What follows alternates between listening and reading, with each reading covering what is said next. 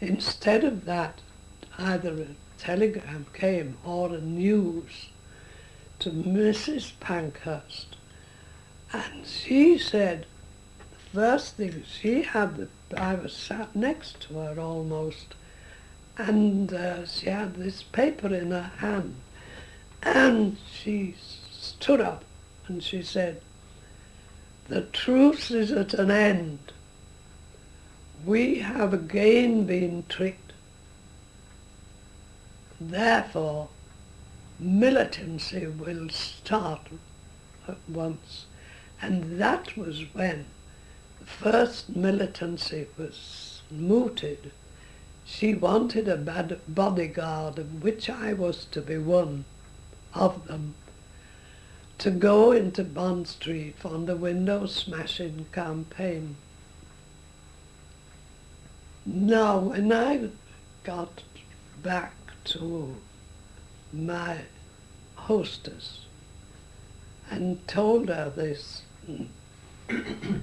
I also said, I feel as though I can't go on that campaign. I can't make up my mind. I've told you, of course, I've always been nervous. And Mrs Morrison said to me, she said, "Oh, but you will not let Mrs Pankhurst down, will you?" I said, "No, I won't. I'll do something, and I don't know what I'll do." But I said I shall sleep on it and think on it. And I bought a guide to London, went out, and I sat in the park, and I went through all the places of amusements and art galleries, everything. Couldn't fancy art galleries, of course my father had been an artist and so on. Everything I could not fancy, till I came to the Tees, Tower of London. That's it. That's the what's that. So I went back there and I thought about this Tower of London. I'd never been to the Tower and I knew nothing about it. I told Mrs Morrison what I'd decided to go. Oh, she nearly went crazy. She said she'd never heard of anything so ridiculous. She said, "There are police there. You'll be known to the police by now. You won't have a chance." She told her. She knew it, I did not. This was my ignorance.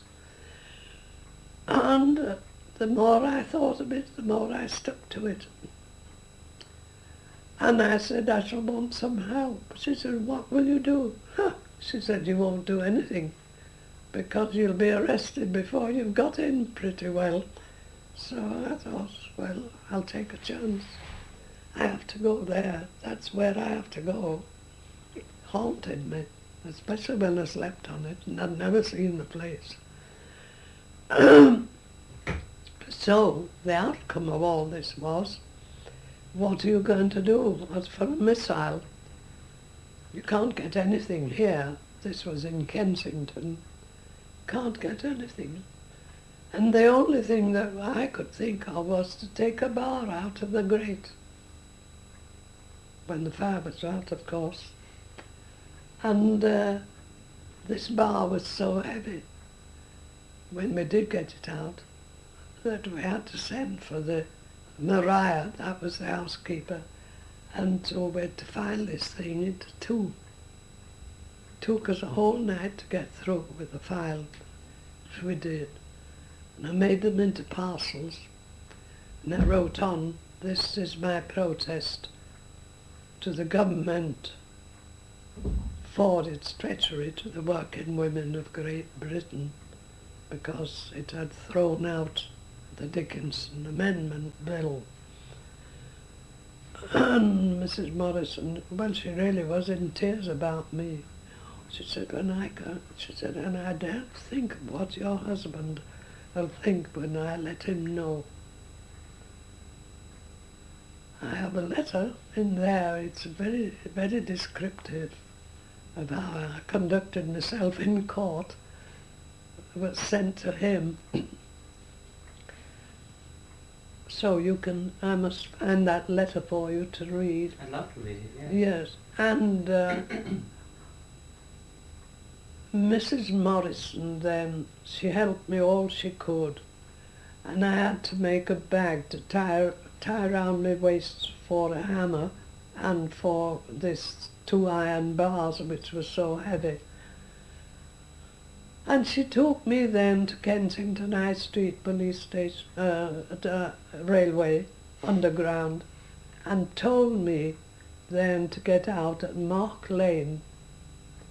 And when I got to Mark Lane, I was so nervous I couldn't get up. I'd just absolutely all the use had gone out of my legs, and I went all round again. Then I was suddenly electrified with the thought that it was Saturday morning and they might be closing at noon. So I staggered out of the train and I got there and I found my way to the tower. And I bought some postcards to delay as long as I could going into the tower. And I saw then a crocodile of students with their teachers. And I made one rush and joined on to them as though I was a teacher. And I followed them all the way, stuck to them like glue, even to the jewel house. Have you seen that photograph where I'm stood by the jewel house looking for my opportunity? Yes. And then I followed these boys in, and of course it took me a long time. There was a crowd of people, it was full. Have you ever been in the Tower Jewel House? Have you ever been? Yes, I have been there, yeah. Yes, well you know then, what I say is difficult, because there were 2 yeomen going around the central showcase, and all the crowd, and our instructions were never to hurt anybody if we could help it. We could then do what we liked with our own life, but never injure anybody. And I being tall, I had to weave in and out to get the place where I should be able to throw the missile and over the heads of them. And I could only do that by being tall, which I did. There was a terrible crash, a good aim. I don't know whether I've been a cricketer in a past life or not, but that's what happened.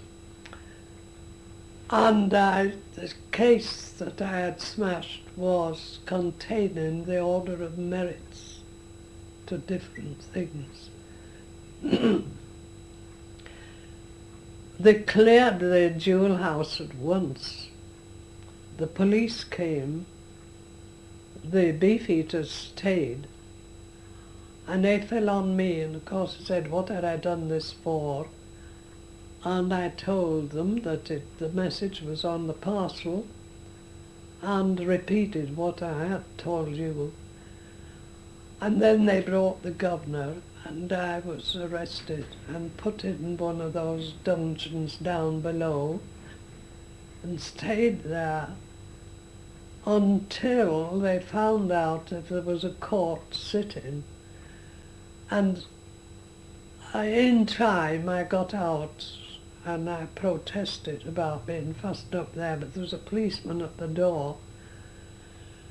And I was marched to Lehman Street police station, and the crowds after me with the beefeaters and the police.